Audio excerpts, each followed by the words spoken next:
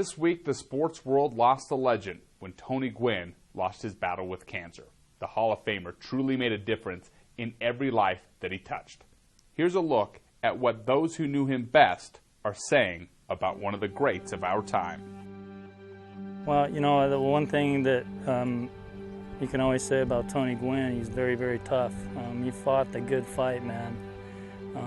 You know, probably when he probably shouldn't even been out here coaching. He was out here coaching, you know, and he's a lot tougher than probably anybody else that I know, you know, and you know, even just last week we were all just kind of talking about, you know, when he gets well, when is he going to come back, you know, what are our plans for the summer, what are our plans for the fall as far as getting the program going. And so really our expectations were that he was going to fight through this whole thing and be back here this next year. And you know, so when you get an announcement like this, it takes you to your knees. It knocks you out. I mean, I woke up to a text, a phone call from my mom asking if it was true or not, and I haven't heard anything from the coaches. And as far as the players knew, coach was doing a lot better. He just signed his new contract, so we thought he was fine. And then we wake up to this. It was like, whoa, what happened? So, I mean, it was obviously a really sad day. We not only lost our coach, but a great mentor, just a great person in general. It's tough. I was like everybody when I first heard it. I was saddened and shocked that it was, for those of us that didn't know how severe it was at the moment, it appeared sudden. But like everybody that I'm hearing on radio and talk on TV, it's a day where you reflect on Tony Gwynn in a positive way, but it's a sad day in terms of losing someone of that significance to all of us. The Alumni Association coined the term, or actually Marshall Falk did on Aztec for Life, and you immediately think of somebody like that. And Tony, he had the breadth of playing here, growing up around here, playing here, then going in the pros, and staying in the pros in San Diego, which is unique, and then coming back. And he came back because he cared deeply about San Diego State, and I think he wanted what was best for the program. He wanted to build the program, and it's been fun in the last 2 years for us to have some success and be a part of that, and him enjoying that. And even though he wasn't this past year as much as he would have liked, I knew he really liked it. But he, you know, for instance, I got word back he didn't like our draw, you know, and so he was into it from, you know, till the very end. And I didn't know it was this close to happening where he would pass, but I know that meant a lot to him, and it meant a lot to our players to have Tony Gwynn a part of it. He was an Aztec.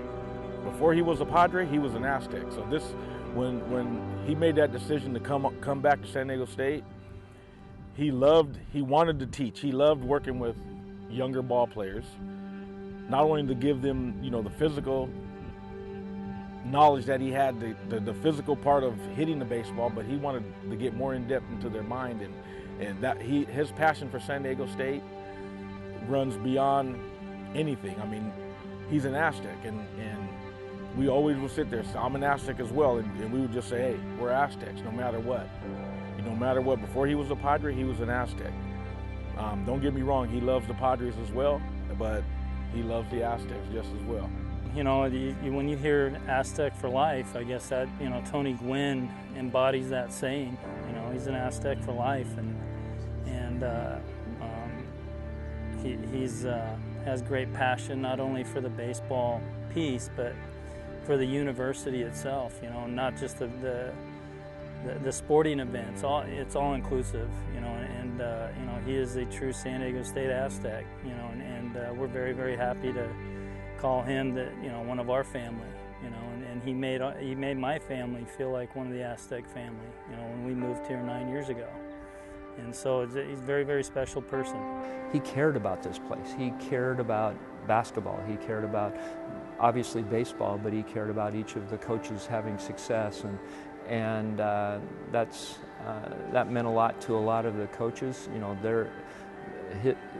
their peer was a Hall of Famer and someone that they could talk to about a heck of a lot of things. But he was approachable. He cared about people and wanted to do his best. And I think he was one that he'll always be remembered that way. Tony brought that iconic cult-like figure that everybody wanted to say they knew him, say they shook hands with him, took a picture with him. And so many did because he was so accommodating to everyone. He told me, if I can ever help, let me know. And not unlike so many of us, it was the fathers and grandfathers and uncles of the recruits that wanted to see, meet, touch, talk to Tony Gwynn. And he was ever accommodating, always with a smile on his face. And he brought not only credibility, but he brought tremendous class to San Diego State because it was his university. He loved this place. And I always go back to one thing. It's his infectious laugh, you know, and I talk about it all the time. Our players talk about it. I talked to Ryan Muno about it today, is that, you know, it's even hard to, you know, watch old footage of him laughing because it gives you chills, you know, and that laugh can make some bad things good and some good things even better. And so I think that's probably, you know, he could make you laugh at yourself, and he would you could hear it from anywhere. I would be out here hitting fungos or throwing BP, and you would always tune into that, and it would always make you feel good. Coach was always cracking jokes in the dugout. He didn't say much during the games. He would just sit and do his charts, but during practice he loved to just have a good time and just make the best of everything, and he was always laughing, except when we mess up. But for the most part, he was always in good spirits, just a great person to be around. He lifted your spirits, so he's definitely going to be missed. And that laugh, that was one of the reasons why he kept me around so long, is because we'd sit there and we would laugh hours at a time after practice. All the kids, the players are gone. He and I, a couple of our other coaches, we would sit on the bench for hours and we would just laugh. Laugh about everything. It could have been the NBA, it could have been the NFL, it could have been anything. We sat there and we laughed, and it felt good. When we saw each other, we always gave each other either a fist bump or a hug and just say, "Hey man, what's up? How was your day today?" And from then, we just carried on, and we started laughing. We here at the Mountain West are very appreciative of the way that Tony Gwynn represented this conference in his 12 seasons as the head coach at San Diego State. He did so every day with class. Personally, I too experienced a touch of his class. You gonna put this in your collection?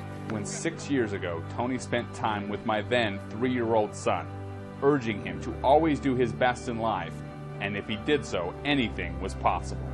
Before we left, Tony signed a ball, there you go, which still sits above my son's bed today. Even though Tony is now gone, that ball and memory will forever live on in our household as proof that with class and hard work, anything truly is possible. We'd like to hear your favorite memories of the great Tony Gwynn. Please share those stories with us on the Mountain West Facebook page. From the Mountain West Network studio, I'm Jesse Kurtz.